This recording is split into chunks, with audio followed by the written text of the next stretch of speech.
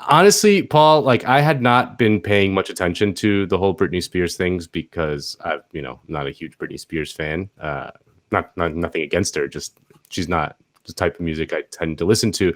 But there's been a lot of controversy lately over this idea that she's been placed under something called a conservatorship, which is basically that like her father and a group of people, like lawyers and managers, control every aspect of her life. And there was recently a court hearing to see if they were going to extend the conservatorship, and they did, and that has led many people to question the validity of this, including a friend of the show, Madonna, who weighed in. Kale, do we have the graphic of Madonna? She said, what did she say? She said, "Give this woman her life back," on Instagram. She said, "Slavery was abolished so long ago. Death to the greedy patriarchy that has been doing this to women for centuries. This is a violation of human rights." So, yeah. I mean, what do you react to that? I kind of feel like it maybe is not the best form to compare this to chattel slavery, but it might be a little interesting to see if Madonna gets canceled for that. I feel like a canceling might be in order. Should we cancel her? Yeah, at least like a yellow card version of canceling for that. Like you can stay in, but yeah, you got to watch yourself. Yeah. But yeah, I mean, I had never heard of a conservatorship until this case. And you're right. You kind of, the more you look at it, it's pretty crazy. And I think, I mean, on a more serious note, it's kind of weird that our pop stars are like privately owned entities for public consumption. And it really makes you think about, like, is it really pop culture if it's all very carefully managed by corporations and it's kind of just exported to us to consume? But how much are we really shaping what we're calling pop culture? I don't think it's actually that. No, totally. And one thing that surprised me as I was looking into this is just how successful Britney Spears was and still is. I mean, Kale, if you want to throw up the graphic of her sales over the years, I mean, she dominates over the rest of the pop stars. I mean, it's crazy. Like, look at all the rest of these haters. They're not even close to the numbers that Britney's throwing up. And when you look at the actual money that's generated, it's pretty wild. I mean, according to a piece in Jacobin by Sean O'Neill, across 13 years of this strict conservatorship, Britney Spears has carried out the full duties of a global pop star, performing live around 500 times. Nearly half of these performances were part of a Las Vegas residency, which took in $137 million. Her perfume line earns a reported $30 million annually, and she has released 4 studio albums since 2007 and has a net worth of around $70 million.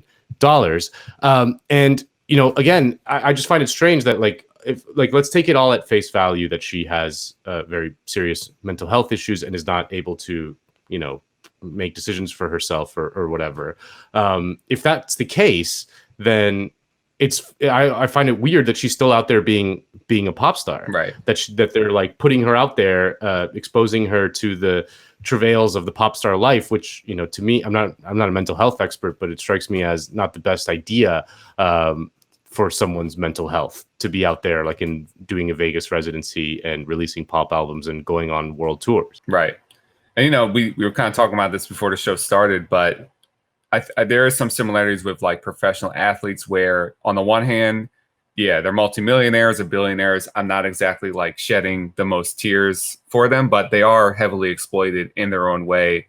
And I think, just think about how weird it would be to be a celebrity on that level. That's got to do insane things to your mental health. And, like in another setting, like, unions will negotiate contracts that have to deal with that, like making sure you get medical leave if you're in a situation like that. But I don't know. It doesn't seem like maybe she didn't have that option or that wasn't thought of. Yeah. Now let's, there was like I said, there was a court hearing and someone leaked the audio of the court hearing. And I listened to some of it, and it's pretty jarring to hear her speak about this in her own words. So let's take a look at that. I was on tour in 2018. I was forced to do. My management said if I don't do this tour, I will have to find an attorney, and by contract, my own management could sue me if I didn't follow through with the tour. He handed me a sheet of paper as I got off the stage in Vegas and said I had to sign it. It was very threatening and scary, and with the conservatorship, I couldn't even get my own attorney, so out of fear, I went ahead and I did the tour. When I came off that tour, a new show in Las Vegas was supposed to take place. I started rehearsing early, but it was hard because I'd been doing Vegas for 4 years and I needed a break in between. But no, I was told this is the timeline and this is how it's going to go. I rehearsed 4 to 4 days a week, half of the time in the studio and half of the other time in a Westlake studio. I was basically directing most of the show with my whereabouts, where I preferred to rehearse, and actually did most of the choreography, meaning I taught my dancers my new choreography myself. I take everything I do very seriously. There's tons of video with me at rehearsals. I wasn't good. I was great. I led a room of 16 new dancers in rehearsals. It's funny to hear my manager's side of the story. They all said I wasn't participating in rehearsals and I never agreed to take my medication, which my medication is only taken in the mornings, never at rehearsal. They don't even see me. So why are they even claiming that? When I said no to one dance move into rehearsals, it was as if I planted a huge bomb somewhere. And I said, no, I don't want to do it this way.